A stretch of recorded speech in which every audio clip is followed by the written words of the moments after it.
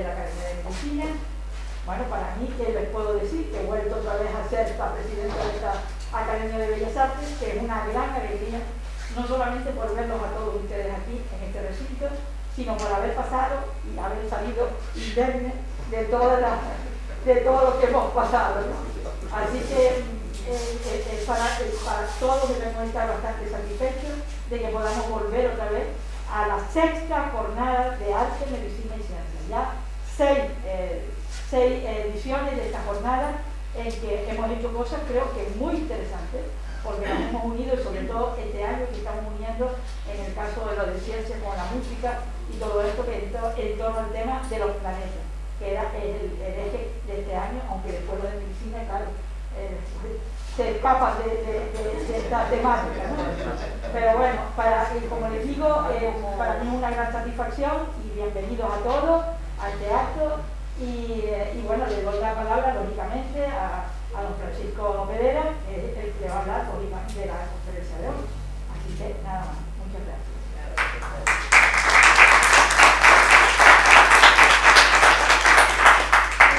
Buenas tardes a todos, me he encantado de podernos ver otra vez ya, como decía alguien por aquí ahora, que ustedes decían de no vernos a través de una pantalla, sino vernos de forma presencial, que ya teníamos ganas. Y la verdad es que presentar al doctor Mas es prácticamente innecesario, o sea, aunque voy a dar una pincelada para las personas que tal vez no lo conozcan, ¿no? El doctor Mas es doctor en medicina y catedrático de fisiología de la Universidad de La UNA y actualmente profesor emérito de la misma, ¿no? Ha dirigido desde su fundación el Centro de Estudios Sexológicos de la Universidad de La UNA y ha sido investigador visitante en la Universidad de Milano, en la Stanford University y docente invitado en la Aarhus University de Dinamarca, en la Southern Summer School of Neuroscience de Uruguay, en la Universidad de Lusófona de Humanidades y Tecnología de Lisboa y dirigió seminarios en la Universidad Menéndez Pelayo en su sede de Santander y Santa Cruz de Tenerife. Ha sido presidente de la Sociedad Española de Ciencias Fisiológicas, vicepresidente de la Asociación Española de Andrología, Medicina Sexual y Reproductiva, miembro del Executive Council de la European Society for Sexual Medicine, así como cofundador y miembro de su junta de gobierno de la Confederación de Sociedades Científicas de España, académico de número de nuestra Real Academia y actual vicepresidente de la misma. Coautor de más de 150 publicaciones de investigación y revisiones sobre neurociencia, sobre la fisiología y fisiopatología de la función sexual y reproductiva, incluyendo estudios sobre diabetes experimental y clínica y su tratamiento con insulina, que es precisamente el tema del que va a cursar su conferencia de hoy. Sin más, el doctor Mas tiene la palabra y en realidad pedido permiso, yo creo que dada la distancia y demás pues estamos todos vacunados y hay espacio para quitarse la mascarilla durante su exposición y así lo tendremos mejor y él también estará un poco más completo. Lo irán mejor, sin duda. Muchas gracias. Bien, de todas formas, aquí está mi certificado COVID digital, que son bienvenido a examinarlo, que alguien quiera mirarlo. Muy bien, muchas gracias, presidentes. Efectivamente, bueno, en primer lugar, un placer, como siempre, venir a estas jornadas conjuntas. Recuerdo que yo hablé en las primeras ya, empezaron uno a repetirse, ¿no? Hablamos del cerebro, diferencias entre el cerebro de hombre y de mujer, y ahora pues estamos aquí a hablar de este centenario. Este es un año importante, ¿no? para la medicina, y sigue siendo celebrado como tal, porque, si se fijan, esto es un ejemplo no exhaustivo de publicaciones de este año. Todas ellas glosan sobre estos aspectos del centenario. Si se dan cuenta, están hechas en las revistas más importantes del gremio, tanto de revistas de endocrinología, de medicina, etcétera y tal, y todas ellas insisten en los 100 años, en el centenario, todo lo que se ha aprendido, etcétera, etcétera y tal. Es decir, se aprovecha como un momento de reflexión sobre lo que esto ha supuesto. Ciertamente el descubrimiento de la insulina, la implantación, se le viene a coincidir, tuvo un impacto en el siglo XX que puede ser comparable al de los antibióticos posteriormente, ¿no? El enorme impacto social. Primero, para los que no están en el ajo de esto, un breve background de qué es la diabetes. Es un trastorno metabólico heterogéneo y complejo, caracterizado por la incapacidad del cuerpo de producir insulina o bien de responder adecuadamente a la misma. Y todo esto se traduce en unos niveles elevados de glucosa en sangre. La mayoría de los pacientes diabéticos, la enorme mayoría, se pueden clasificar en dos grandes grupos. Los tipo 1, diabetes tipo 1, que es causada por un déficit absoluto de insulina, es decir, debido a la destrucción autoinmune de sus células productoras, que van a ser las células beta pancreáticas, que mencionaremos, o el tipo 2, mucho más frecuente, caracterizado por una resistencia a la acción de la insulina. Esto se traduce, se compensa insuficientemente por una mayor secreción por parte del páncreas, pero al final hay un déficit relativo, porque cuando falla esa compensación. Eso sería el concepto básico de qué va esto de ¿por qué es tan importante considerar esto? Pues fíjense ustedes, cifras, estimaciones, los últimos que he visto, de prevalencia mundial de la diabetes. Aproximadamente estamos hablando de 463 millones de personas en el mundo, que viene a ser un 8,3% de la población, o si quieren llamarlo, 1 de cada 12 personas son diabéticas. Es decir, que en esta sala pues estaremos pues, unos 3 o 4 diabéticos probablemente sentados aquí, ¿no? La diabetes tipo 1 es llamada también insulino dependiente, por lo que hemos dicho, porque no hay nada de insulina. Afecta alrededor de unos 30 millones y esto incluye aproximadamente 1,5 millones de niños y adolescentes. De hecho, es la segunda enfermedad no infecciosa de la infancia después del asma. La diabetes tipo 2, que no insulino, llamada no insulino dependiente, es la que representa más del 90%, aunque, ojo, con eso de no insulino dependiente es relativo, en el sentido de que quiere decir que se puede controlar durante buena parte de su evolución con otros agentes farmacológicos que no sean insulina. Pero eventualmente será necesario en el desarrollo de la enfermedad el tratamiento con insulina. Aproximadamente un 50% se estima que la va a necesitar en algún momento de su evolución. Esto quiere decir que actualmente cada día se están pinchando insulina, aproximadamente unos 150 o 200 millones de personas. Se están pinchando o deberían pinchársela, por lo menos, que la necesitarían aproximadamente, ¿de acuerdo? Bien, ¿cómo estaba la situación antes de la insulina? Antes de 1921, pues miren, los niños con diagnóstico de diabetes solían vivir menos de 2 años. Ya 2 años ya era una supervivencia larga. Los adultos, si era de tipo 1, podían llegar a vivir hasta 10, pero con unas cantidades de secuelas, un coste tremendo de formas de ceguera, pérdida de extremidades, ictus, insuficiencia renal, cardíaca, etc. Y solamente había una medida paliativa que había demostrado una cierta eficacia hasta entonces, que era la llamada dieta de hambre o dieta de Allen, por Frederick Allen, que fue quien la defendió, que se esperaba con esto alargar la vida hasta que hubiese un remedio eficaz, aunque a veces se moría antes de inanición, hasta donde llegase esto.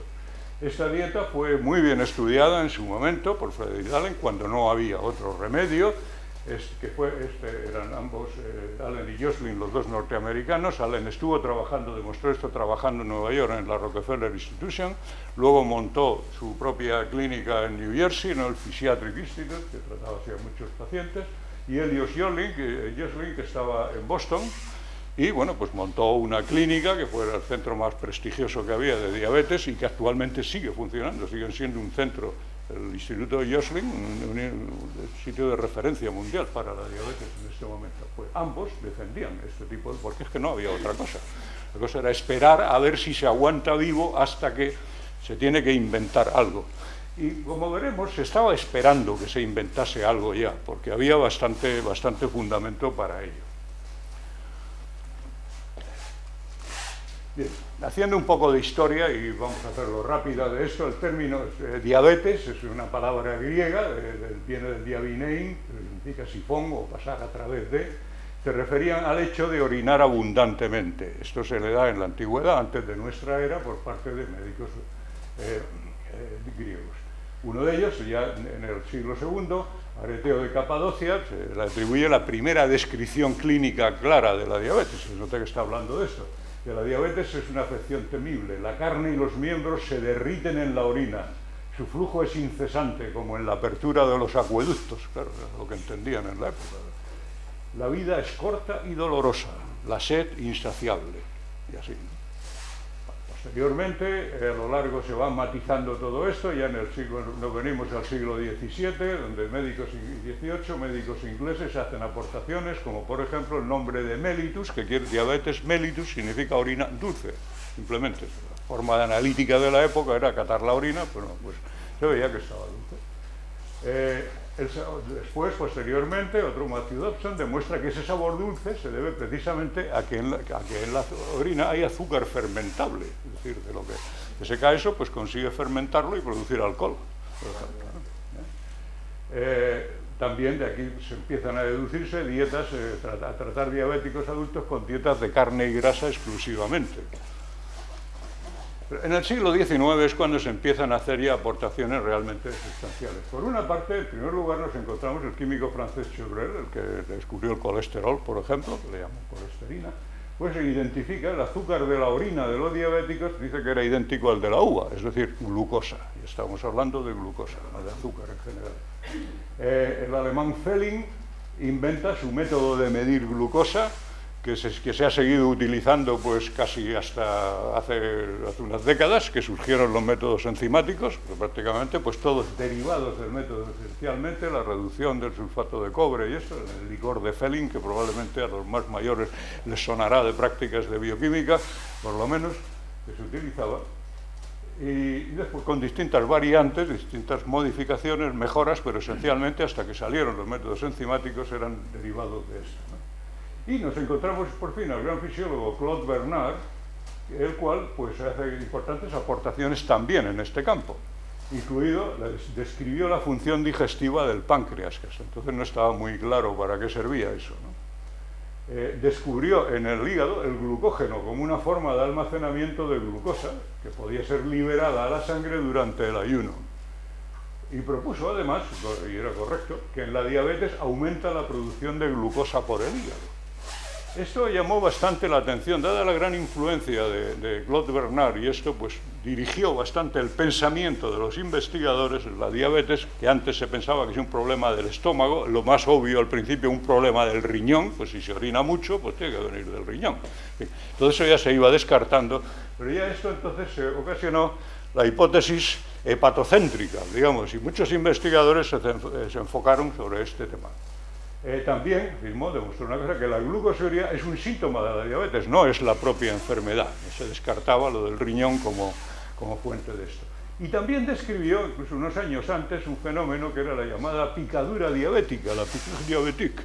Consistía en la observación de que en conejos y en perros había demostrado como si se les pinchaba en una zona del tronco cerebral, concretamente, ¿no?, a nivel del bulbo, entonces se producía una glucosuria transitoria, duraba unos días y tal, y entonces, bueno, a eso se le llamó, dice, hemos producido diabetes haciéndole una lesión en el cerebro. Esto atrajo mucho interés también de investigación.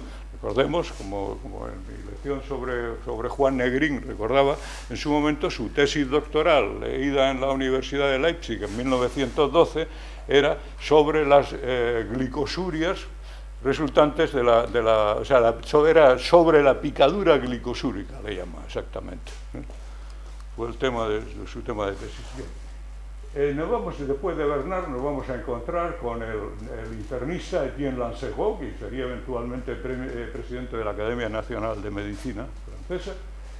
Fue el primero en proponer el origen de la diabetes en el páncreas, la diabetes pancreatique, a base de observaciones de anatomía patológica, encontrar diabéticos que encontraban los páncreas que estaban como muy pochitos, ¿no? Y también distinguió la diabetes magra con atrofia pancreática, que era lo que llamamos ahora tipo 1, de la diabetes grasa, o sea, precedida de una obesidad sin afectación aparente del páncreas, es lo que llamamos la diabetes tipo 2. Y también además fue con él se formó otro personaje del que hablaremos después, que es un rumano que era Nicolae Paulescu. Después encontramos a Eduard Laguesse, que era catedrático de histología en la Universidad de Lille, en el cual hace algunas aportaciones importantes. Por ejemplo, escribe un artículo sobre la formación de los des islots de Langerhans. La primera vez que aparece la palabra islotes de Langerhans, lo da este señor. Después sigue investigando sobre el origen de los islotes de Langerhans, ahora veremos por de dónde se lo saca, y hace una observación de que el páncreas fetal y de recién nacidos, en animales, los islotes abundaban más que los acini, pues justo al revés de lo que ocurre en el adulto, que hay más páncreas exocrino que endocrino. Porque en el feto todavía no tienen necesidad de digerir y todavía no se ha desarrollado el páncreas exocrino. Esto tuvo implicaciones después en el descubrimiento de la insulina. Bien, ¿y quién era este Langerhans que mencionaba Lagues? Pues era un jovencito, un joven médico que hizo, bajo la dirección, era pupilo de Rudolf Virchow, y entonces hizo un par de aportaciones. Una de ellas fue, primero, antes de los islotes, fue una descripción de las células dendríticas de la piel, en 1868, las células de Langerhans se siguen llamando, ¿no? Estas de aquí. Y aquí pues tuvo la delicadeza de ilustrarlo con un dibujo. Porque es que después en su tesis doctoral, que es sobre la anatomía microscópica del páncreas, entonces ahí describe, no hay ninguna ilustración de esto, sino está contando qué es lo que ve ahí en el páncreas, y describe que hay unos pequeños acúmulos o islas de células con características que difieren del resto del órgano. Eso es todo lo que menciona. Ya está. Entonces, si no, eso se habría pasado olvidado, si no es porque Lagues, pues debió leerse esto en algún sitio, y entonces le dio ese nombre, ¿no? Y con eso se ha quedado. En todo caso, Langerhans tuvo una vida corta, murió joven, a los 41 años, y por cierto lo tenemos enterrado aquí a 250 millas náuticas norte, en el cementerio de Funchal, el cementerio inglés. Se vino a intentar curarse su tuberculosis, ¿no? Aquí sin éxito, obviamente. Bueno, ya que Langerhans no hizo un dibujito, se lo ponemos nosotros, a quien no esté familiarizado. Aquí el páncreas está situado ahí detrás del estómago. Dentro del páncreas tenemos la gran mayoría, la gran masa del páncreas, más del 90%, es páncreas exocrino, que aquí a través de este conducto pancreático va a verter una serie de secreciones que vienen al intestino delgado, que es donde van a hacer su acción digestiva, y dentro de él están estos islotes de células. Aquí vemos todo esto que está rosa por aquí, es el páncreas exocrino, los acinos pancreáticos, y esto de aquí es un islote de Langerhans. Islote en el cual se pueden identificar distintos tipos de células. La más abundante, más del 60%, son las llamadas células beta, las amarillas de por aquí, que son precisamente las que se sabe que producen insulina. Bien, esto simplemente para las personas que no estén familiarizadas con esto. El cambio de paradigma importante en toda la historia de la investigación de la diabetes, cuando se produce, no es el de 1921. No fue un cambio de paradigma como tal, realmente es el que realizan Joseph von Mering y Oskar Minkowski, ambos trabajando entonces en la Universidad de Strasbourg, porque en ese momento era después de la guerra franco-prusiana, era del Reich alemán, y bajo la dirección del profesor Bernhard Nauning. Entonces, en este departamento coinciden los dos. Von Mering ya fue un tipo de gran importancia en la farmacología, y había hecho previamente un descubrimiento importante, el de la glucosuria inducida por la floricina, producto de origen vegetal, pero que está en el origen nada menos de los actuales inhibidores del cotransportador sodio-glucosa tipo 2. Es uno de los últimos medicamentos orales que hay, el último grito para el tratamiento de la diabetes tipo 2 en este momento. Pues bien, aquí tiene su origen, precisamente en este descubrimiento. También descubrió el veronal, el paracetamol, etc. Pero aquí coincide la discusión, la historia con Minkowski viene de que se encuentra una discusión en la biblioteca donde tiene el problema sobre el papel, si era el papel del páncreas en la digestión de las grasas, que no lo tenían muy claro, hasta qué punto era importante. Entonces, bueno, pues vamos a hacer un experimento. Claude Bernard había intentado pancreatectomizar perros y se le morían siempre, decía que era imposible. Y esto lo habían dado por hecho, pero Minkowski era un muy buen cirujano experimental. Entonces se ofreció, ¿por qué no quitamos el páncreas y vemos qué pasa con eso y tal?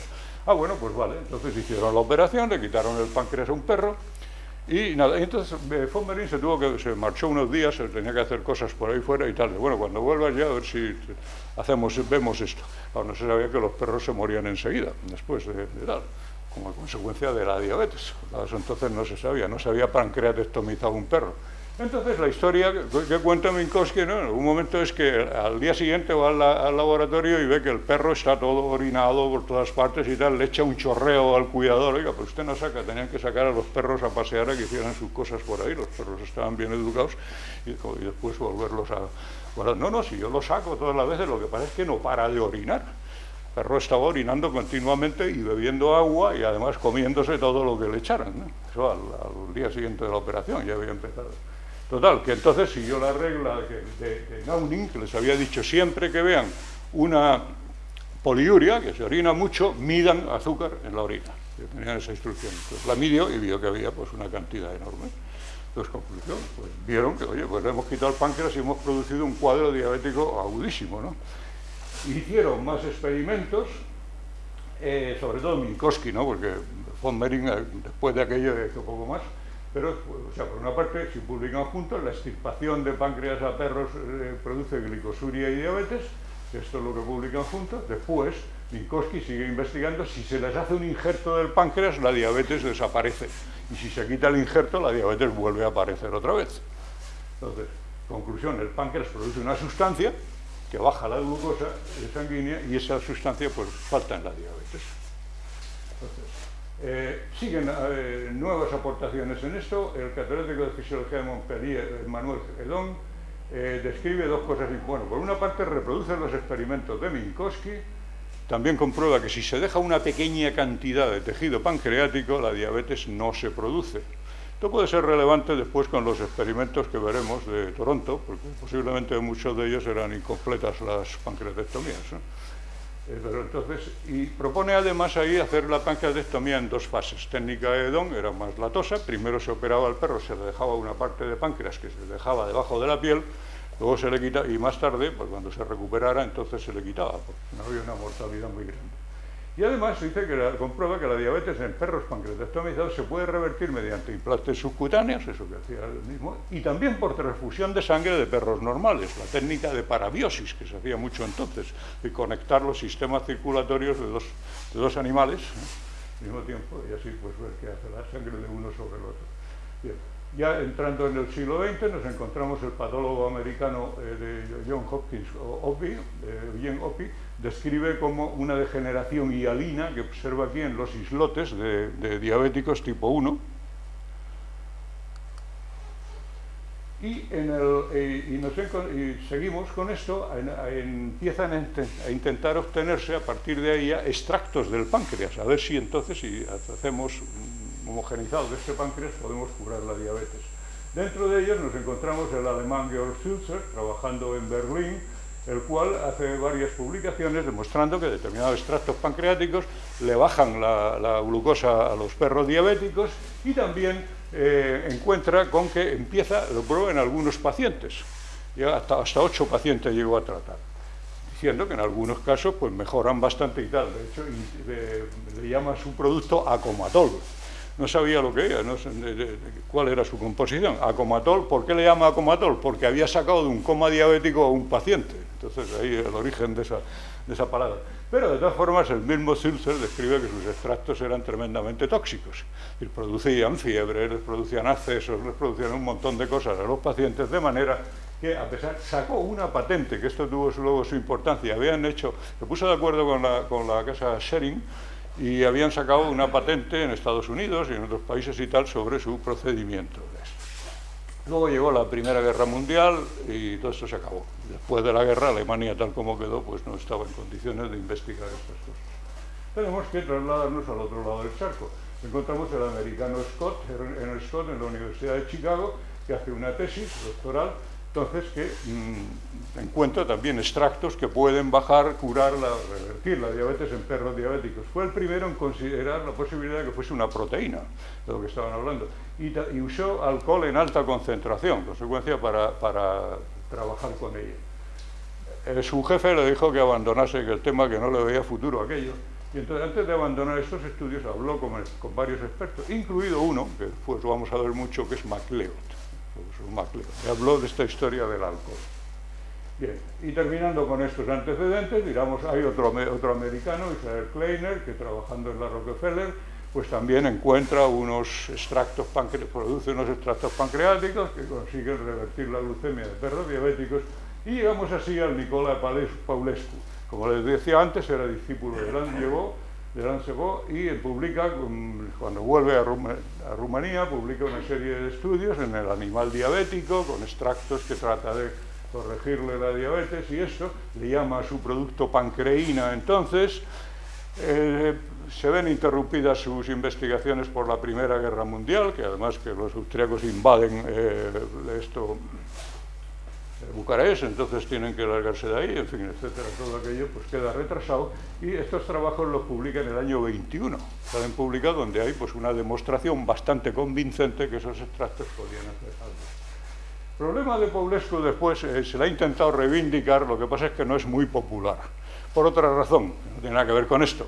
Paulescu era muy fachero, entonces era un antisemita furibundo, fundó una liga, un partido fascista, vamos, que estuvo en el origen después de muchos problemas, muchos graves que ocurrió ahí, de manera que no es una figura, a pesar que para los rumanos es un héroe nacional, sin embargo, a la gente le cuesta por ahí reivindicarle mucho. De todas formas, todos ellos, como vemos, tenían una cosa en común, habían conseguido extractos pancreáticos que más o menos le corregían algo la diabetes a los perros. Solamente alguno había probado en humanos y se había demostrado un desastre, quiero decir, funcionaban algo, pero les producía una cantidad de efectos tóxicos que aquello pues no quitaba. Y ese era el estado de cosas cuando llegamos a Toronto en 1921. Y aquí tenemos el cuento de hadas, que nos dice que la leyenda popular atribuye el descubrimiento de la insulina a la brillante idea de un joven médico canadiense, que era Banting, que con la colaboración de un estudiante, la desarrollaron ellos solos en poco tiempo. Esto es lo que se llama ahora el mito de Banting y Bess. ¿Por qué? Pues porque la realidad histórica es mucho más compleja, se ve de lo más compleja, mucho más interesante y en muchos aspectos también bastante sórdida. Actualmente la fuente principal del conocimiento sobre esto son las investigaciones exhaustivas realizadas por un profesor de historia no de historia de la medicina, ¿no? Sino profesor de historia de la Universidad de Toronto, que ha hecho una ingente publicación, una serie de publicaciones, incluidos una serie de ellas bastante buenas sobre historia de la medicina, incluido pues sobre biografía de Harvey Cushing, de William Osler, etcétera, pero sin entrar en ellas vamos a lo relevante para lo nuestro. En 1982 publica el libro El descubrimiento de la insulina, que después de una edición del 25 aniversario en 2007, que es la que yo tengo, me conseguí, y también sacó 2 ediciones a continuación, una biografía de Banting sobre esto. Luego ha escrito muchos artículos de investigación, por ejemplo, uno este es interesantísimo, reescribiendo la historia de la médica, Charles Best y el mito de Banting y Best, ¿no? Se llama así, es un largo artículo donde refuta una serie de cosas importantes, ¿no? Es muy interesante también la autobiografía Writing History of Professor Life, porque cuenta todas esas investigaciones, cómo las ha hecho, como tal, es realmente apasionante este libro, estoy terminándolo ahora de leer Bueno, pues lo que les decía, esto es una investigación exhaustiva, fue a fuentes que nadie había manejado, incluido primero empezó a trabajar esto justo cuando murió Best, porque hasta entonces todo eso lo tenía tapadísimo, ¿no? Best muere en el año 78 y en el 78-79 empieza su investigación, mirando documentos en los archivos desde el mismo Best, de Banting, que se encontraban buscándolos por ahí, que hasta entonces nadie los había mirado, hasta los archivos por primera vez del Comité Nobel, que hasta entonces eran secretos, pero entonces coincidió con que los hicieron públicos, entonces vio cómo habían sido las deliberaciones, todas estas cosas, es decir, estuve investigando todo esto con mucho detalle y además entrevistó a unas 60 personas supervivientes de aquella época, incluido algunos pacientes, como veremos también. En fin, con eso, pues todo eso pues le da bastante solidez, además escribe muy bien, se lo recomiendo, obviamente a quien esté interesado, es una delicia de lectura. Bueno, yendo ahora, intentando acelerar sobre esto, Frederick Banting nació en Alliston, un pueblito en una familia de granjeros, en la provincia de Ontario, inicia los estudios de medicina que termina rápidamente, aceleradamente en diciembre del 16, en menos de 4 años, o en 4 años justitos, por la Primera Guerra Mundial. Entonces deciden que terminen antes con el fin de movilizarlos y mandarlos al matadero, ¿no? A los estos, ¿no? Efectivamente, en 1917 se traslada a Inglaterra cuando ya es capitán médico. En el 18 se le envía al frente francés.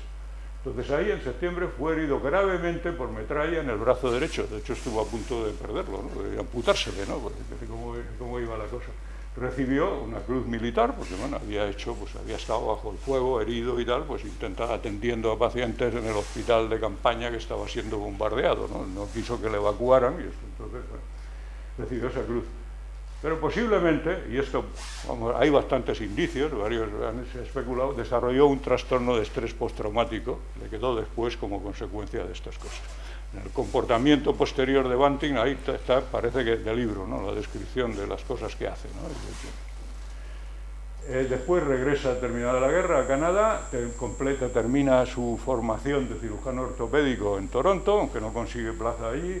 Entonces se monta una consulta privada en una ciudad pequeña de London, en Ontario también, donde está la universidad, sin embargo, de Western Ontario. Entonces ahí se consiguió a tiempo parcial una plaza de ayudante de anatomía y cirugía. Entonces, damos fecha, el 1 de noviembre tuvo que dar, ese año del 20, tenía que dar una clase sobre el metabolismo de los carbohidratos. Entonces ahí viene la leyenda, cómo lo cuenta, ¿no? Entonces cuenta que se estaba preparándose, había estado todo el día preparándose esto, y entonces pues, luego por las noches se lee así un artículo en una revista hecho por el artículo de Moses Barron, un patólogo de Minneapolis, en el cual describe un caso de litiasis pancreática, que un paciente, un autopsia, había visto litiasis pancreática, y se había encontrado con que había una atrofia de los acinis, o sea, un cálculo en el conducto pancreático que lo obstruía completamente. Se había encontrado que había atrofia de todos los acinis, pero los islotes de Langerhans estaban preservados. Entonces, en la discusión lo relacionaba con estudios que se habían publicado por ahí de ligadura de los conductos pancreáticos, y eso producía atrofia de los acinis, pero dejaba libres los islotes, ¿no? Y entonces viene esta noche, parece que se despierta de madrugada y escribe frenéticamente estas notas ahí en su cuaderno. Y esta es una transcripción, esto es la imagen de esto, aquí hay una transcripción de lo mismo, exactamente en el mismo orden, se lo voy a poner traducido al castellano.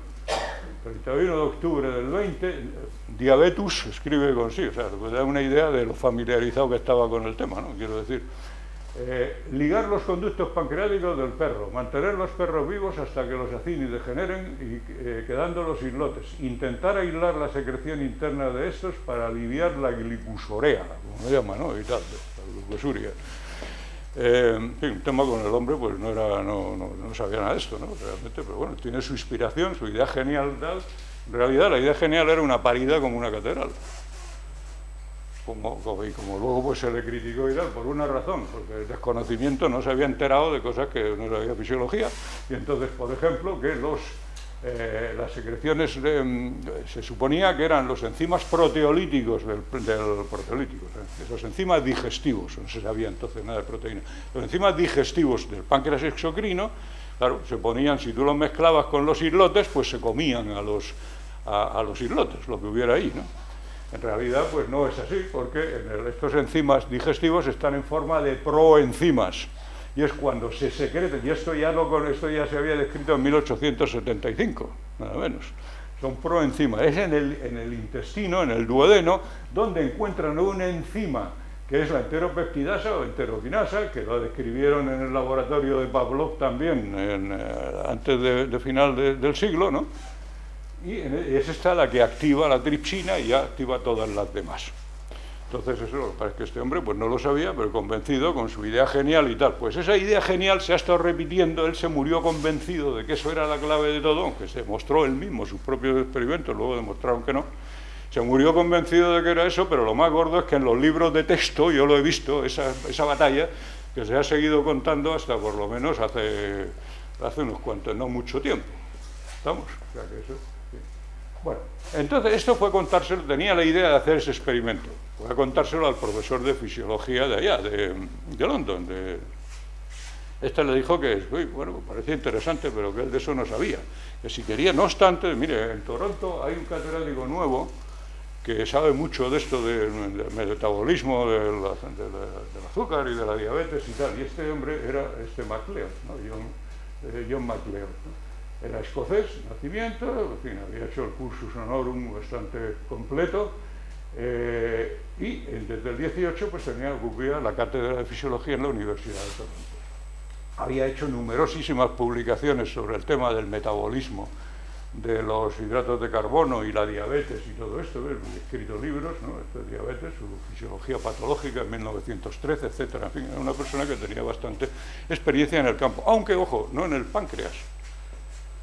Este hombre estaba muy en la visión, por ejemplo, del sistema nervioso. ¿Recuerdan Claude Bernard, ¿no? Con la historia de la picadura diabética? Bueno, fíjense sus trabajos, estudios sobre la glucosemia experimental, sobre la existencia de nervios aferentes y eferentes que controlan la cantidad de azúcar en la sangre, o sea, todo lo atribuían al control nervioso de esto.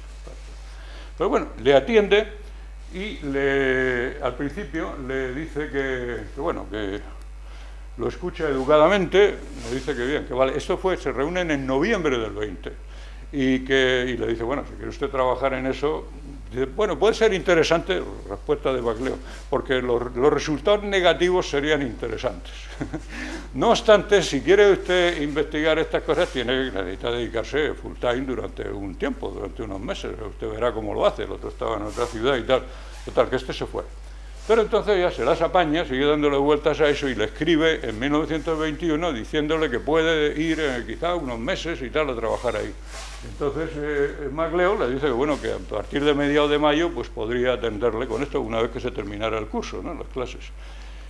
Y que él se iba a ir después a Escocia de vacaciones como tenía previsto. Total, que le recibe aquí en medicina de la Universidad de Toronto, en este edificio donde estaba el laboratorio de fisiología, y aquí es donde se van a hacer los experimentos que condujeron a esto. Además le proporcionó un alumno, o sea, un colaborador, que en este caso pues, que era Charles Best. Realmente había dos alumnos internos que trabajaban con MacLeod, que eran Noble y Best. Entonces aquí los tienen como jugadores de béisbol, antes ambos eran muy amigos. Y entonces, pues parece que echaron a suertes quién se quedaba ese verano trabajando con este hombre, ¿no? Que aparecía por ahí, y le tocó a Bess, ¿no? Salió entonces, bien, pues nada. MacLeod les dejó unas instrucciones relativamente precisas sobre esto. Primero le enseñó Banting cómo se hacía la pancreatectomía. Él no había hecho miles de heridas de guerra y todo eso, más que nadie, pero de pancreatectomías no. Entonces, ¿cómo se hacía? Enseñándole la técnica de Don, esta en dos tiempos, que hemos mencionado antes, ¿no? En los perros. Y una cosa, debían procesar el páncreas en frío, sobre placa de vidrio, en hielo y tal. Bueno, esto fue una de las cosas que fue clave para que realmente funcionase la cosa. Porque en frío, así es como se previene que las enzimas digestivas que hay en el páncreas se activen. O sea, si tú lo dejas a temperatura ambiente, termina por activarse la tripsina y entonces ya se come todo. Pero si lo pones sobre frío, pues entonces no. Yo mismo recuerdo el comienzo de esto, estar aislando islotes de Langerhans puesto sobre frío y tal. O sea, sacabas el páncreas de la rata y empezabas ahí en frío siempre a hacer cortecitos hasta sacarlo. Le indicó el alcohol como medio de extracción del principio activo del páncreas. Importante, posiblemente recordase aquella conversación con Scott que había tenido antes, ¿no? Bueno. Y el plan de trabajo es que Banting haría las cirugías, Bess prepararía los extractos, era estudiante de bioquímica, ¿no? Los extractos de páncreas y haría las mediciones de glucosa en sangre y orina. Una novedad aquí con respecto a los investigadores anteriores, que es que utilizaban un nuevo método que permitía usar muestras de 0,2 mililitros. Antes, al principio, eran muestras de 20 mililitros, luego se redujeron a 2, que seguía siendo mucho, y ahora ya a 0,2. Eso se había publicado en 1916. Bueno, pues así Banting y Bess además les dio 10 perros para que hicieran el trabajo. Y entonces él se fue a mediados de junio, se fue de vacaciones a Escocia, como tenía programado, hasta mediados de septiembre, ¿no? Los otros les dijo que le fueran escribiendo contándole resultados. Bueno, empiezan a trabajar, empezaron los experimentos, le da 10 perros, de los cuales se los mataron enseguida, se les murieron casi enseguida, y tuvieron que necesitaron muchos más, que se fueron a buscarlos por ahí por la calle, ¿no? Y a comprarlos a gente por ahí, en fin, una cosa de esto. Empezaron los experimentos el 17 de mayo, los experimentos de, por una parte, ligaduras de páncreas y por otro, perros pancreatectomizados. Tras varios fracasos, muriéndose de perros y estas cosas, en julio y agosto lograron extractos que reducían la glucemia y la glucosuria en perros diabéticos. Por fin, en otoño, abandonaron, había vuelto MacLeod de vacaciones, vio los resultados, les dijo que había que repetir más para verificar esto y hacer controles. Banting ya empezó a cabrearse mucho con MacLeod, porque le parecía que estaba menos valorando su trabajo, ¿no? Simplemente el otro decía que las cosas había que estar seguro de cómo eran, ¿no? Bueno. Pero ya en otoño abandonan los experimentos de ligadura del conducto pancreático, ya se olvidaron, veo que no hacía falta, y comenzaron a extractar páncreas bovinos. Se olvidaron de los perros también, ¿no? En vez de tratar de sacarlo del páncreas de un perro y ponérselo a otro, pues empezaron con páncreas bovinos cogidos del matadero, primero fetales, porque se habían leído por fin el artículo de la GES. O sea, estos empezaron a trabajar sin haberse leído nada prácticamente de lo que había publicado, o habiendo, vamos, en sus notas, que se ve, según cuenta Bliss, no le habían prestado la menor atención, o no se lo habían leído, o no le habían dado la menor importancia a lo que había publicado antes, ¿no? Leen esto y es bien que en efecto, pues entonces empiezan primero con esto fetal y luego se vio que luego con adultos, que eso tenía más cantidad, pues que también. Con ello consiguen convencer a MacLeod de que ahí podía haber algo.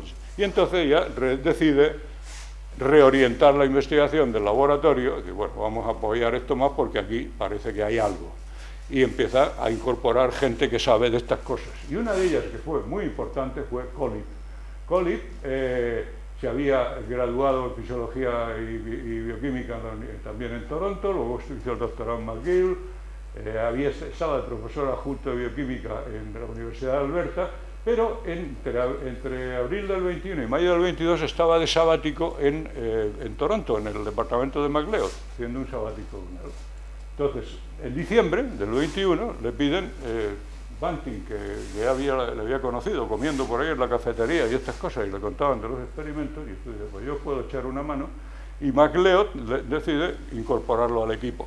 Y fue decisivo, porque este era el profesional, el tipo que sabía hacer las cosas, de la cuestión de extractos y de todo esto y tal. Así, primero, demuestra que el extracto pancreático producido, y esto lo hizo en un mes, producía acumulación de glucógeno en el hígado de conejos. Cosa fundamental, una acción de que se ve la insulina es grande. Y también que podía producirles convulsiones por hipoglucemia, que fue la base de la primera unidad de insulina. Empezó a darse unidad que producía convulsiones o que reducía la glucemia mucho, etcétera, en conejos. Luego, en febrero del 22, obtuvo el primer extracto pancreático que se mostró efectivo y seguro en el tratamiento de un paciente diabético, Leonard Thompson. Fue el primero, lo produjo él. ¿Cómo? Pues precipitando la insulina con alcohol. O sea, este hombre ajustó mucho, trabajaba con distintas concentraciones de alcohol. A concentración más baja eliminaba muchas cosas. Se quedaba con insulina, en fin, bueno, algo que contenía el principio hipoglucemiante. Y este lo precipitaba con alcohol al 95, algo casi ya superconcentrado, y con eso, después disolviéndolo, era donde tenía pues una cantidad más pura para poder hacer las inyecciones. Pues esta es la que se probó, y efectivamente, el Banting estaba con la perra de que le dejaran probar en humanos, todas esas cosas y tal, el MacLeod, que no se fiaba, aparte de que primero él no tenía pacientes, tenían que ponerse de acuerdo con el Toronto General Hospital, que estaba al otro lado de la calle, y por fin convencen, por no oírlo y tal, le dice, bueno, pues, dale, pruebe usted con un paciente, y entonces le dan con este Leonard Thompson, que ellos no lo dejaron manipular al paciente, era un médico del Servicio de Medicina Interna, el que le puso las inyecciones del botecito que estos le llevaron. Entonces fue así, este paciente, Thompson, a los 14 años, pues había estado hasta entonces 3 años ya en régimen de Allen, de estos, y pesaba 30 kilos en su momento. El 11 de enero se le inyecta el extracto hecho por Best, y el resultado, pues que no mejoró, no pasó gran cosa, y además se le produjo un acceso estéril. Bueno, sí, pues no era muy estimulante. Pero entonces MacLeod dice, vamos a los profesionales. Le dice a Collip que prepare un extracto para esto y tal. Y entonces Collip hace su extracto, se le inyecta el 23 de enero y a la mañana siguiente su glucemia se había normalizado y varias inyecciones en los días sucesivos produjeron notable mejoría clínica y una completa desaparición de la glicosuria y la cetonuria. O sea, la primera demostración que eso se había resuelto. Este hombre, pues sobrevivió 13 años más, después siempre con tratamiento, claro, de insulina, y muriendo a los 27 de una neumonía, complicando una gripe. Bueno, estudiaron una serie de 6 pacientes más, y estos 7 primeros casos clínicos los publican en 1900, fíjense, en marzo, esto era en febrero, cuando ven a todos esos pacientes, y ya en marzo están publicando los resultados, lo mandan no a una revista de mayor renombre y eso, porque tardaría más en publicarla, sino a una que la publique más rápido. Y entonces aquí tienen pues los resultados, las conclusiones. La glucosa sanguínea se puede reducir marcadamente, incluso a valores normales. Se puede abolir la glucosuria, los cuerpos cetónicos se pueden hacer desaparecer de la orina. El cociente respiratorio muestra un aumento de la utilización de carbohidratos. Se observa una mejoría definitiva en el estado general de los pacientes, que además comunican una sensación subjetiva de bienestar y un aumento de vigor durante cierto tiempo tras el tratamiento. Bueno, esto da lugar, siguen una serie de publicaciones, en equipo, fíjense, siempre el orden es alfabético. Eso se había acordado, en vista que ya estaba Banting con los mosqueos de que si lo querían ningunear, todo eso y tal, MacLeod dice, no, mire, vamos a hacerlo a la escocesa. Los autores firman en orden alfabético, estricto, que casualmente les ponía a Banting y Best los primeros, siempre, ¿no?, de esto. Fuese de lo que fuera, ¿no?, el trabajo era, si te dan cuenta, todos son alfabéticos y tal, ¿no? Bueno, por una parte, ellos mandan a publicar, en noviembre, mandan 2 artículos, en realidad, a esta revista sobre sus extractos pancreáticos. Le dicen a MacLeod si quiere firmarlo, y le dice, no, ese trabajo lo han hecho ustedes, pues fírmenlo ustedes, y él les asesoró un poco y tal. A este trabajo luego le dieron mucha caña haciéndole las críticas precisamente de no haber tenido en cuenta, en fin, la ignorancia fisiológica esa que les decía antes en el British Medical Journal, ¿no?, un autor de Cambridge, por cierto. Bueno, después un evento muy importante es eso, Banting, Best y MacLeod. Esto es un abstract que hay aquí, porque es en el Congreso, fíjense, en diciembre final, casi el 30 de diciembre por ahí, de 1921, es el Congreso de la American Physiological Society, de la cual era presidente en ese momento MacLeod, precisamente. Bueno, entonces le dice a Banting y Best que lleven ahí la comunicación de esto. Es en una sesión que está presidiendo él, le toca de chairman, ¿no? Best se encarga de poner las diapositivas, ¿no?, o las transparencias que había entonces y tal. Y Banting hace la presentación, de una forma bastante torpe, pues no hablaba bien en público, ni le gustaba, y además cuando empiezan las preguntas, ahí estaba gente pues como Josling, como Kleiner, por ejemplo, como Scott, haciendo preguntas, gente que había trabajado aquello y sabía de qué iba, ¿no? Y entonces Banting se hizo un lío, ahí estaba balbuceando, no sabía cómo salir y tal. ¿De qué resultado? Que entonces MacLeod, aunque es inusual que el chairman se participe en eso, pero estaban quedando mal su laboratorio y el hombre pues interviene, ¿no?, para aclarar cosas y tal, y entonces todo queda muy bien y todo el mundo se queda muy contento. Pero todo el mundo, menos Banting, que ha dicho we, cuando, es decir, nosotros, cuando estaba refiriéndose a los resultados, y ya empieza su paranoia a desarrollar, este es que me quiere robar el mérito, se quiere quedar luego, nos quiere... Empieza ya ahí la delusión paranoide, que es gravísima, como diga, lo que llega a desarrollar este hombre. Bueno, tuvo más consecuencias esto después, que después les diré. Bueno, siguen publicando siempre en orden alfabético. Fíjense que ahora Nobel, el otro estudiante, ¿no?, que estaba ahí, aparece detrás de MacLeod, porque le toca en el orden alfabético. Por ejemplo, este es el primer artículo en el cual aparece el nombre insulina, eso lo inventan ahí ellos. Ya se había propuesto ese nombre por otros y tal, antes de que se descubriera. Pero esto empiezan ahora, le llaman insulina, y es donde se describen las convulsiones hipoglucémicas, esto lo había encontrado en Collins, y la primera propuesta de unidad de insulina, se hace aquí. Pues se siguen técnicas de la preparación del extracto de esto, de la insulina. Este es el artículo que hemos mencionado antes, clínico, el primer artículo clínico, y luego, por último, y les comento que aquí firma todo el equipo, estos Campbell y Felser son los clínicos que prueban esto, que leo, no. Esto es resumiendo todo lo que han hecho, tanto en animales como en humanos, lo que tienen ya. Esto es en el Congreso por esto es la publicación posterior, ¿no?, pero es en el Congreso de la Asociación Americana de Médicos, una asociación muy prestigiosa, el 3 de mayo de 1922 en Washington, que va MacLeod solo, porque Banting y Best dicen que no tienen dinero para ir, o no sé qué historias y tal. En realidad parece que Banting estaba cabreado con él, así, bueno, Total, que va más lejos y hace la presentación. Resultado, pues se le levanta todo el Congreso aplaudiendo, se le hace una moción de agradecimiento al equipo de Toronto por todo lo que ha logrado, etcétera, etcétera y tal. Y claro, cuando Banting tiene noticia de eso, pues ya se pueden imaginar el cabreo hasta donde le llega, porque no había querido ir, ¿no? O sea, sí. Fíjense lo importante, fíjense el logro, ¿eh? O sea, menos de un año, faltaban, fíjense la fecha, 3 de mayo, lo otro había empezado del 22, 17 de mayo del 21, habían empezado los primeros experimentos. Faltaban 2 semanas para un año, desde que se hubiesen tocado el primer perro con esto, a que ya estaban dando resultados en humanos de resolución de los estados efectivos de los estados diabéticos. Fue realmente pues, un logro considerable, eso no se puede, y se entiende pues porque se levantó en pleno el Congreso a aplaudirles, ¿no? Con esto. Bueno, siguieron publicando varios resultados espectaculares, las típicas fotos antes-después, ¿no? Del antes-después de la insulina, de los niños, algunas particularmente interesantes, voy a comentarle 2. Este es uno, el caso de Teddy Ryder, que es realmente entrañable. Entonces, antes de la insulina, en julio, esto un año después, en el 23, yo no sé cómo ha cambiado el aspecto, pero esto es en sus 70 años, esta foto, hace después, ¿no? Fue entrevistado por Ulises y que le invitó a ir a actos conmemorativos que se estaban haciendo entonces, y murió de fallo cardíaco a los 76 años. No sé qué edad había empezado a inyectarse, ¿no? Fue el paciente más longevo de la primera época. Estuvo 70 años de tratamiento con insulina y recibió más de 60.000 inyecciones de la misma. O sea, este hombre realmente es un récord, ¿no? Pero el paciente estrella de Banting fue ya el aldabonazo, fue esta chica, Elizabeth Hughes. ¿Por qué? Pues porque era la hija nada menos de Charles Evan Hughes. Charles Evan Hughes era en ese momento secretario de Estados Unidos. Posteriormente fue presidente del Tribunal Supremo, o sea, todo un personaje allí, ¿no? Una celebridad. Bueno, pues su hija, la joven Elizabeth, desarrolla, con 11 años, se le declara una diabetes. Va a la clínica de Allen, de Joslin, todo esto, las ponen en dieta de hambre, etcétera.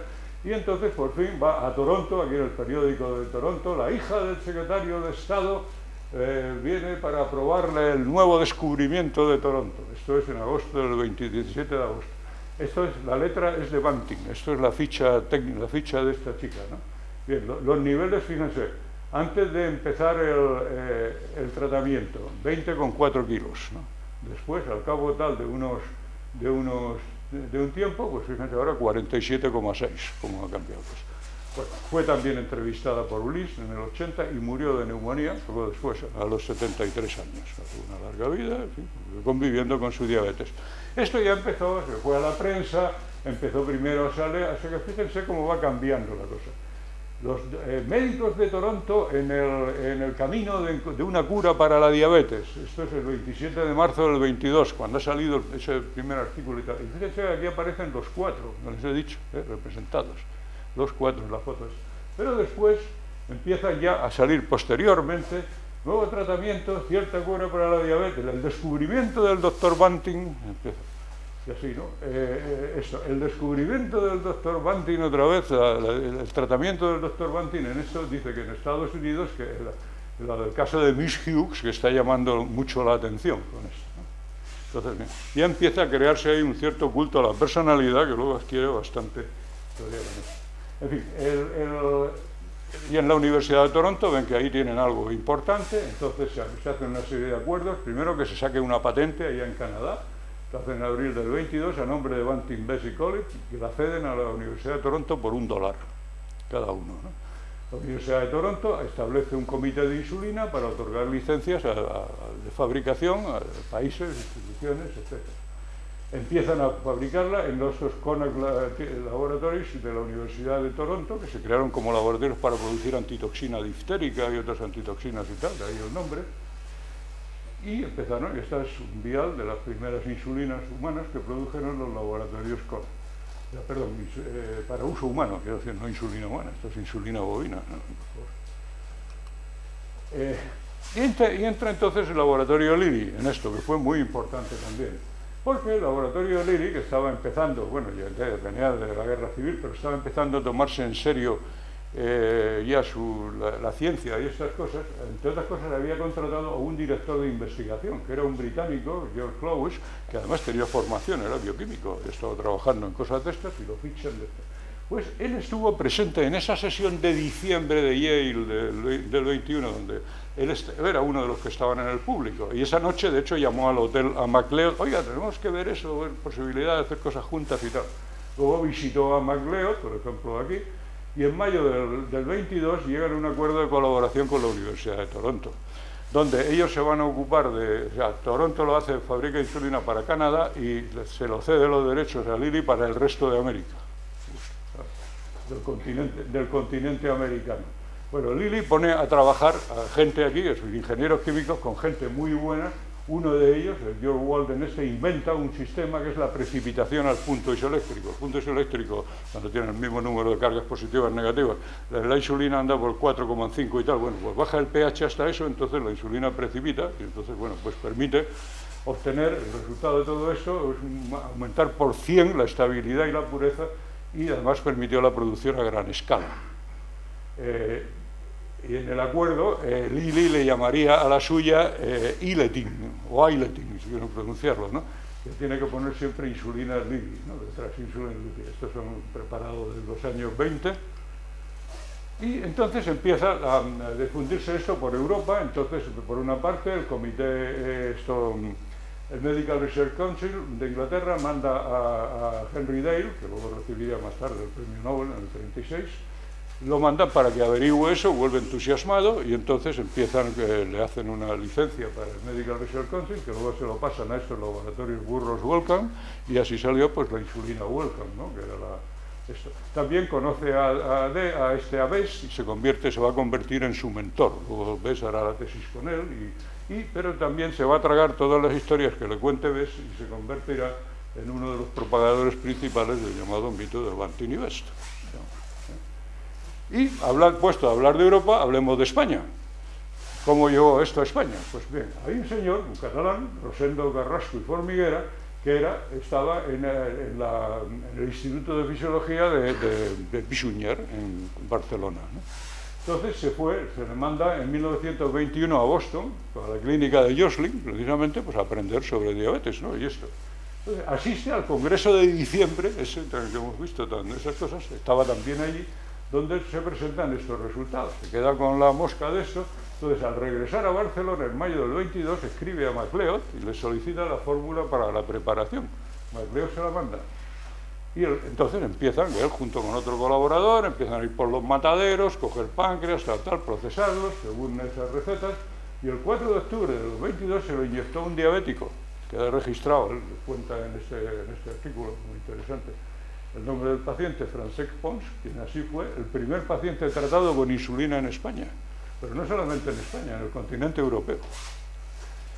Carrasco continuó tratando diabéticos haciendo esto, luego se tuvo que exiliar en el 39, tras la guerra civil, fue a parar a México, estuvo el profesor de fisiología ahí, luego a Venezuela, la Universidad Central de Caracas y en la Universidad de los Andes en Mérida. Yo estuve dando unas conferencias en la Universidad de los Andes en 1999 y todavía lo recordaban con afecto a Carrasco ahí, me hablaron de él, vamos, gente que había conocido.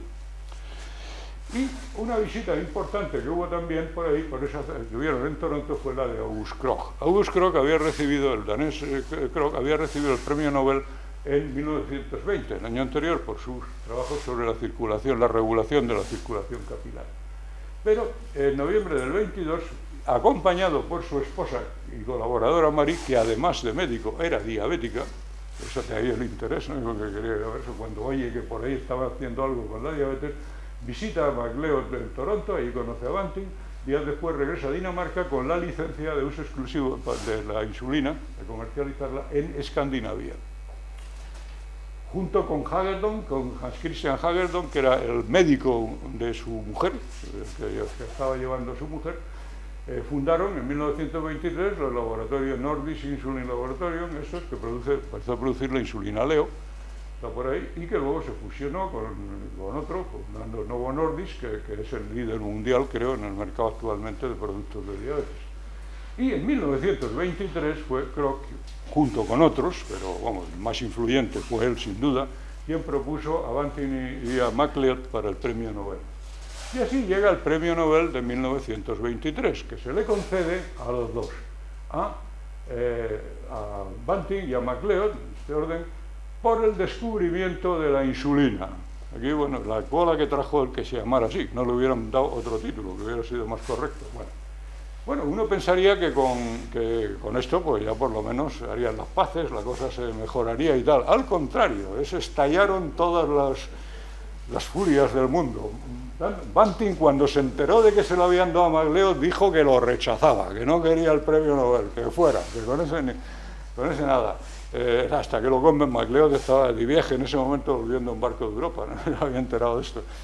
Menos mal que lo convencieron, autoridades de la Universidad de Toronto, oiga, no fastidie que para una vez que nos dan un premio Nobel aquí en Canadá, los chapones el chulo diciendo que lo rechaza por una chorrada de estas, ¿no?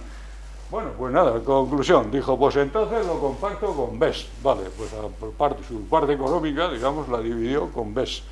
Y entonces MacLeod dijo, bueno, pues entonces si lo ha hecho así, pues como justo yo voy a partir la vía con Colley, efectivamente, o sea que se lo repartieron a pachas el dinero de esa forma, así los cuatro, ¿de acuerdo? Bueno, pues fíjense cómo va la cosa. Ninguno de ellos va a Estocolmo a recoger, la primera vez que falló un recipientario del Nobel a recogerlo. Y ambos, fíjense, dieron su conferencia Nobel en 1925, 2 años después. Normalmente se hace antes de la entrega del premio, ¿no? Bueno, pues, pero fíjense, MacLeod en mayo y Banting en septiembre. O sea, se pueden hacer, para que no coincidieran bajo ninguna de estas, se pueden darse una idea de lo encabronadísimas que estaban las cosas, ¿no? Sobre todo por parte de Banting, ¿no? Que era el que tenía la obsesión con este hombre, ¿no? El otro no se metía mucho, ¿no? Bueno, a Banting le chorrean entonces, le duchan, le bañan completamente de honores, se le crea una cátedra Banting y Best de investigación médica, no tenía que dar clases, sino solo investigar. Se crea un instituto Banting de investigación médica. Banting declara en estos sitios que ahora va a cambiar y va a descubrir un tratamiento para el cáncer. Vale. Se crea después una Banting Research Foundation, que es así, por lo menos, si estuvo dando becas y estas cosas y tal a jóvenes investigadores durante tiempo, y bueno, Banting estuvo activo en esto. Les digo, es portada de Time, se declara monumento nacional, sitio histórico, la casa de Banting en London, donde vivía, y aquí en la cama donde se le había ocurrido la idea genial aquella de la chorrada de las ligaduras aquellas y esas cosas y tal, ¿no? Y aquí lo clama la placa esta, ¿no? Bueno, pues no obtuvo, ya se dejó estas cosas, ya no tuvo nuevos resultados de investigación, montó una clínica de diabetes que donde atendió a estos pacientes que los famosos que le hemos hablado antes, pero funcionó 2 años y después la dejó, luego se dedicó a pintar, pero lo que no cesó bajo ningún momento es en su odio a MacLeod. O sea, siempre buscaba la manera de estar siempre detrás, a ver y con Colley llevaba las manos cuando estaban haciendo los trabajos, en algún momento le agredió físicamente, tuvieron que quitárselo de encima al otro y tal, ¿no? Tenía un problema serio. Yo digo que Banting reúne estas cosas y además durante el periodo de 1922, cuando empezaron los trabajos con humanos, que él se veía un tanto postergado, estaba bebiendo continuamente. Él confiesa después en su memoria manuscrita que encuentra este hombre, Bliss, que se bebía que se llevaba el alcohol del laboratorio, para bebérselo. O sea, todas las noches tenía que dormirse, beber hasta tal. O sea, este hombre, todo eso, comportamiento violento, con esa paranoia que tenía, problemas de alcohol y tal, eso suena a trastorno de estrés postraumático bastante, ¿no? Es lo que puede estar padeciendo este hombre. Bueno, el hecho es que cuando llega la Segunda Guerra Mundial, este hombre pues se le nombra enlace para su investigación, unión del esfuerzo médico de investigación con el Reino Unido y estas cosas, y en esto que hace un vuelo hacia 1941, esta es la última foto viva que se le conoce, probablemente del 14 de febrero, y el 21 se estrella yendo a Inglaterra en un bombardero que despega y al poco de eso pues, un accidente y se estrella en un lago, ¿no? y muriendo pues Banting resulta de esto, ¿no?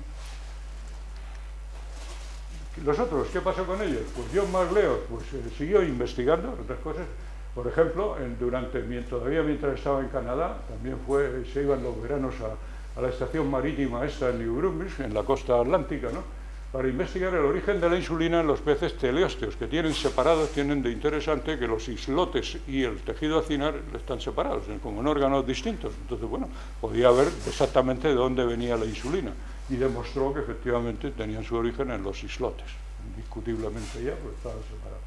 Luego regresa a la Universidad de Aberdeen con un puesto importante, Regius Professor, decano, etc.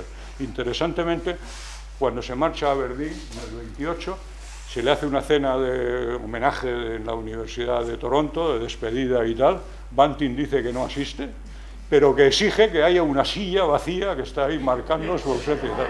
Probablemente no le hicieron caso con eso, ¿no? Y tal. Se le hizo perfil.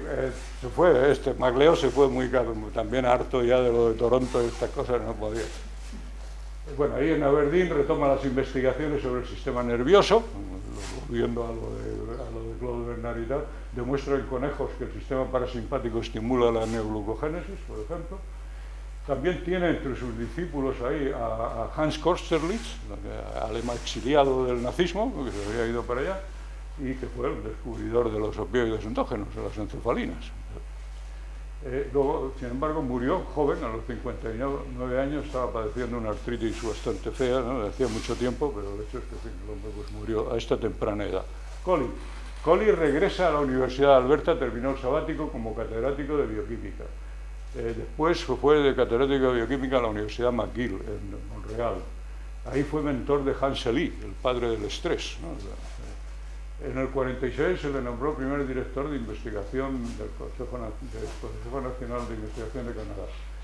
Importante, se hizo una carrera brillantísima en endocrinología, aisló e identificó varias hormonas, la paratormona la descubrió él, por ejemplo, luego la TSH, la ACTH, el estriol, etcétera, esta la descubrió, tiene publicaciones importantes por todos lados.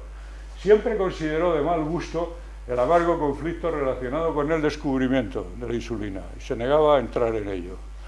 De su afirmación, la verdad se encontrará en las publicaciones científicas y muy bien podría emerger después de que todos hayamos muerto, que es más o menos lo que ha ocurrido, digamos. Murió de un ictus en el 65, tenía 73 años. Y por último, Charles Best. Charles Best hizo una carrera muy brillante después de esto. Siguió, siendo todavía estudiante, dirigió la producción de insulina en los laboratorios Conaf, estos de Canadá. Después se graduó en medicina y marcha a Londres a realizar el doctorado con Henry Dale. En el 28, o sea, muy joven, ocupa la cátedra de fisiología de Toronto cuando se marcha MacLeod, que fue el mismo MacLeod quien le propuso para eso, ¿no? Luego, en la Universidad de Toronto, le construye el Instituto Charles Best, que estaba al lado de Banting, de Banting y estas cosas. Best tuvo una carrera brillante como científico, más de 200 artículos de buena calidad, artículos sobre temas muy importantes, sobre la heparina, por ejemplo, sobre la histaminasa, que lo descubrió él en el pulmón, todo esto. Luego hizo el proyecto de bancos de sangre, de sueros para transfusiones y estas cosas durante la guerra. Recibió honores, menciones honorarias, doctorados honoris causa de todos los colores y por todos lados. Sin embargo, a medida que envejecía, fue desarrollando él a su vez su historia de cómo se inventó la insulina. Él reclamaba su puesto ahí, pero reclamaba de que si empezó siendo, primero, Banting decía, bueno, fui yo y Charlie me ayudó bastante, ¿no? Venía a decir. Las otras ratas, Collie y MacLeod, estaban ahí intentando sabotearme. Esa era la versión de Banting. ¿Ves? Calladito al principio y tal con esto. Pero luego empieza a desarrollar. No, bueno, cuando muere Banting, se convierte en Sam Banting, pues entonces Banting y yo hicimos esto. A pesar de que Banting, por cierto, en sus últimos años, se había reconciliado con Collie y sin embargo estaba a matar con Best. No lo tragaba. Decía que era un trepa, que estaba no sé cuántos, en fin, cosas de esto. Pero luego lo reivindican y con el tiempo va cambiando su versión más veces y al final parecía que decía, más o menos sostenía que la insulina la había descubierto él con una cierta ayuda de Banting y básicamente habían sido ellos, ¿no? Una pena, ¿no? Porque realmente qué necesidad había. Una persona que hizo una carrera tan brillante como esta, una interpretación posiblemente padecía trastorno depresivo, que tenía antecedentes familiares importantes de esto y fue una forma de reacción ante esto, ¿no? Muy triste, ¿no? Bueno, por eso, resumiendo sobre el descubrimiento de la insulina, las investigaciones de Bliss las puede resumir en estas conclusiones. Primero, que la insulina es importante. Había sido casi aislada y purificada en muchas ocasiones y lugares por diversos investigadores durante la década de 1890 a 1920, todos esos que hemos visto que se quedaron a las puertas. Banting y Bess no descubrieron la insulina. Su trabajo fue parte del proceso de descubrimiento, iniciando este proceso que condujo sin interrupción al éxito de Toronto en 1921-22. Este se debió al esfuerzo colectivo, tesón y habilidades de 4 investigadores, Banting, MacLeod, Collip y Bess, trabajando en la Universidad de Toronto, que era una institución que proporcionó un amplio apoyo y dotación. O sea, que eso de la lucha heroica, ellos solitos, ahí también. La concesión del premio Nobel del 23 a Banting y MacLeod fue justificada, fue apropiada. Banting y Bess, además de reclamar el mérito para sí mismos, intentaron negarlo para MacLeod y Collip. Bueno, pues una estupidez, porque como el título se hizo una miniserie muy premiada luego para la televisión canadiense y difundida en el mundo angloparlante, basado en el libro de Bliss, el título es Glory Enough for All, suficiente gloria para todos. La insulina había suficiente, no había por qué estarse, es mía, esa tontería chiquilla, estúpida. Ciertamente eso luego ha sido reconocido, por ejemplo, la Universidad de Toronto, pues crea ya a MacLeod, que casi se habían olvidado, lo habían ninguneado, pues se crea el Auditorio MacLeod, que está en el edificio nuevo de Medicina, que estaba donde se encontraba la antigua Facultad de Medicina, esa que les enseñé al principio. Ya aparecen oficialmente como los descubridores de la insulina, aparecen los 4, aparecen ya en una exposición permanente que queda en la Universidad de Toronto, inaugurada en 2011, que se llama Insulina, el regalo de Toronto al mundo, ¿no?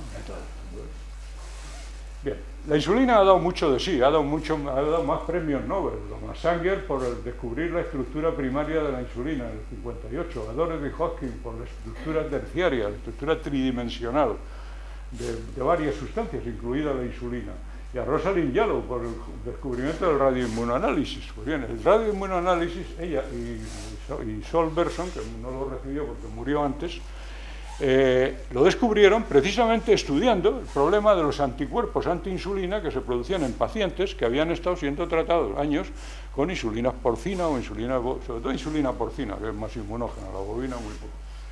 Entonces, tratando de estudiar eso, encontraron un método que, como utilizando esa reacción antígeno-anticuerpo, podían medir cantidades ínfimas de hormonas en sangre, y así surgió el radioinmunoanálisis.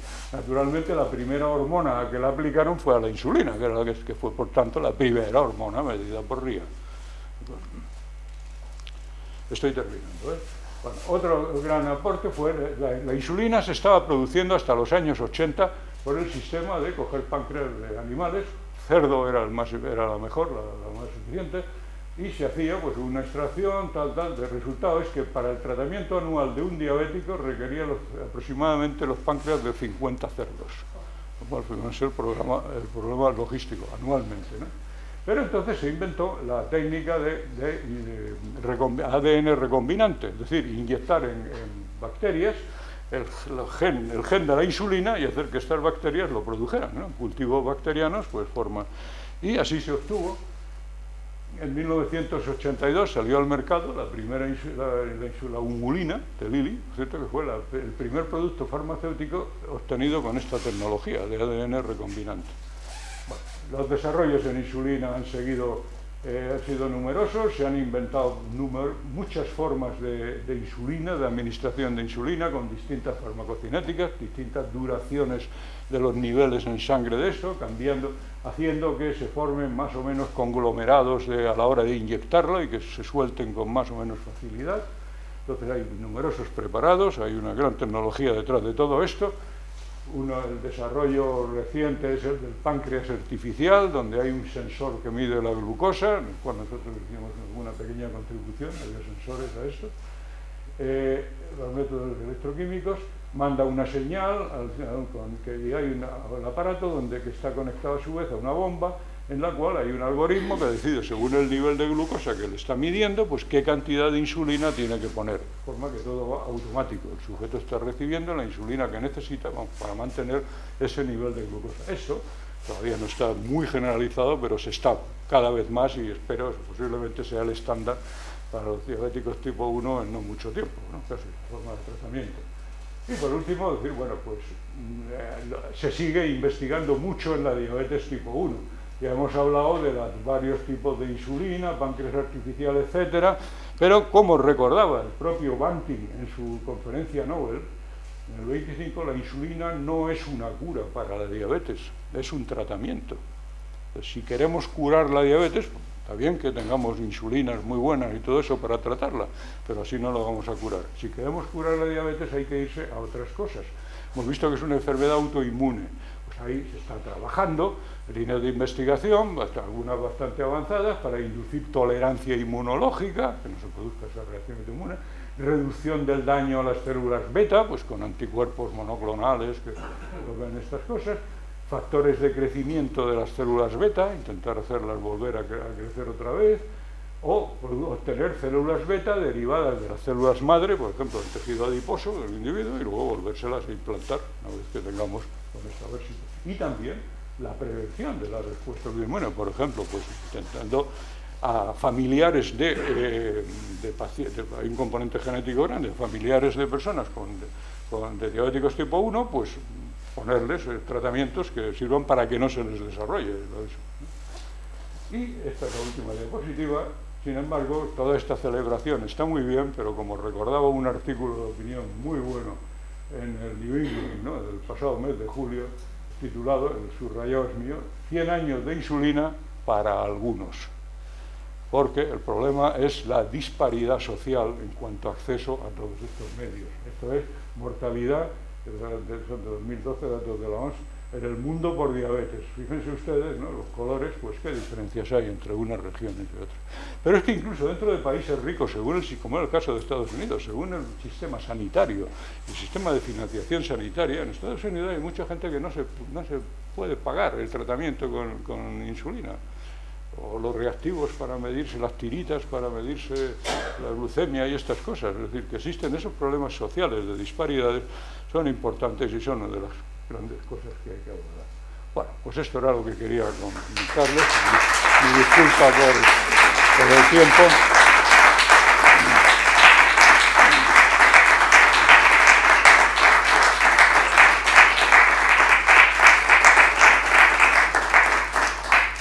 Un poco tarde, pero si tienen alguna pregunta que podamos hacer rápido y contestar, no sé. Pregunta no, Bueno. Muy bien. ¿Sí? Luis. Felicitarse porque la exposición histórica de los 100 años de la insulina ha sido perfecta.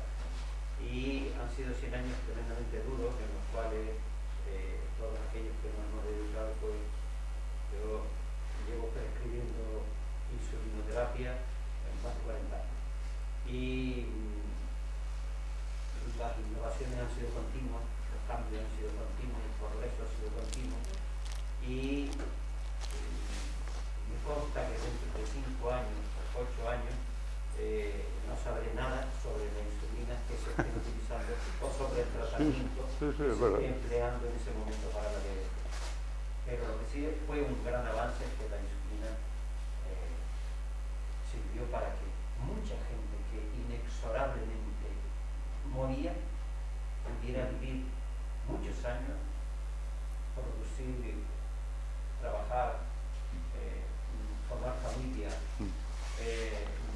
y propagar la diabetes. En parte la diabetes, que tiene un componente hereditario grande, la tipo 1, pues claro, hay muchas más ahora que la que había entonces. ¿Por qué? Pues porque los diabéticos llegan a estas edades altas y se reproducen y pasan los genes, ¿no?, digamos.